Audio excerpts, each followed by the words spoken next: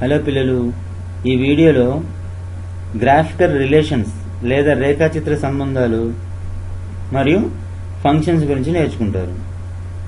ఇచ్చిన గ్రాఫ్లో గుర్తించబడిన బిందువులు లేదా పాయింట్స్ ఒక ప్రమేయాన్ని తెలియజేస్తాయో లేదో తెలపండి. ముందుగా ఫంక్షన్ లేదా ప్రమేయాన్ని ఒకసారి గుర్తు చేసుకుందాం.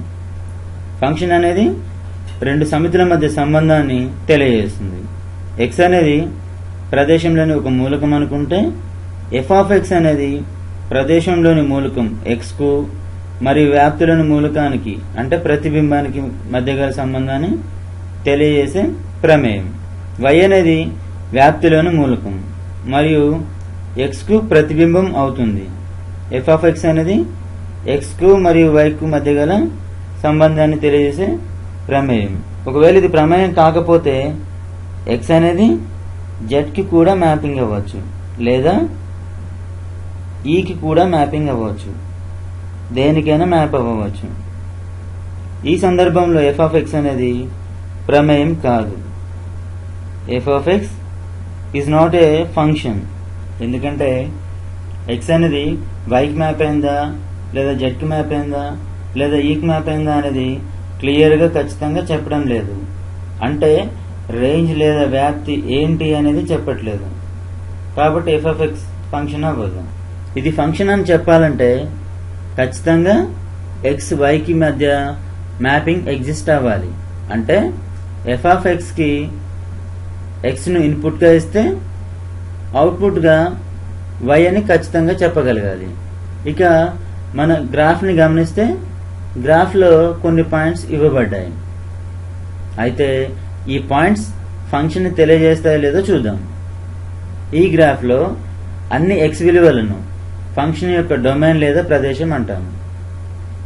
అలాగే y వాల్యూస్ను రేంజ్ లేదా వ్యాప్తి అని అంటాము. మొదటగా ఈ పాయింట్ గురించి చర్చిద్దాం. x = -1 మరియు y = 3. ఇది x యాక్సిస్ మరియు ఇది y యాక్సిస్.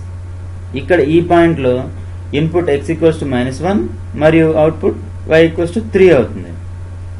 దీన్ని ఫంక్షన్లో చూపిస్తే ఇక్కడ x -1 కాబట్టి ఇన్పుట్ -1 ని ఫంక్షన్ f(x) కి ఇస్తే మనకు అవుట్పుట్ 3 అవుతుంది.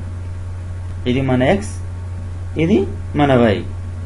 మనం క్లియర్గా చెప్పవచ్చు ఇది ఫంక్షన్ అవుతుందని. సరే, నెక్స్ట్ పాయింట్ని చూద్దాం. x = 2 మరియు y = -2. ఇక్కడ ఫంక్షన్కి ఇన్పుట్గా 2ని ఇస్తే ఫంక్షన్ మనకు అవుట్పుట్గా -2ని ఇచ్చింది. 2 అనేది డొమైన్లోని మెంబర్ మరియు -2 అనేది రేంజ్లోని మెంబర్. ఇక్కడ x = 1 గురించి ఏమీ ఇవ్వలేదు కాబట్టి 1 అనేది డొమైన్లోని మెంబర్ కాదు. మూడోది x = 3 ఇన్పుట్ అయితే అవుట్పుట్ y = 2. ఇక్కడ కూడా ఫంక్షన్ క్లియర్గానే ఉంది. 3 2కి మ్యాపింగ్ చేయబడింది. లాస్ట్ పాయింట్ x = 4 ఇన్పుట్ అయితే అవుట్పుట్ y = 5 మరియు y = -1గా ఇచ్చారు. అంటే ఒక ఇన్పుట్ 4కి 2 అవుట్పుట్స్ 5 -1లు ఉన్నాయి. అంటే మనం క్లియర్గా అవుట్పుట్ ఏదో చెప్పలేకపోతున్నాము. కాబట్టి ఇది ఫంక్షన్ అవ్వదు. ఇచ్చింది రిలేషన్ మాత్రమే అవుతుంది. అంటే ఇచ్చిన గ్రాఫ్ కేవలం ఒక సంబంధాన్ని తెలియజేస్తుంది. ఫంక్షన్ లేదా ప్రమేయం అవ్వదు.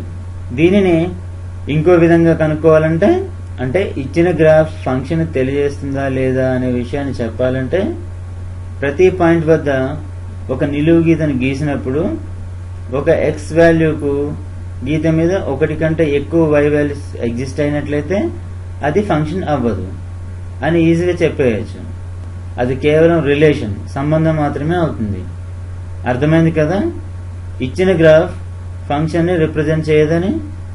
నెక్స్ట్ వీడియోలో మళ్ళీ కలుద్దాం.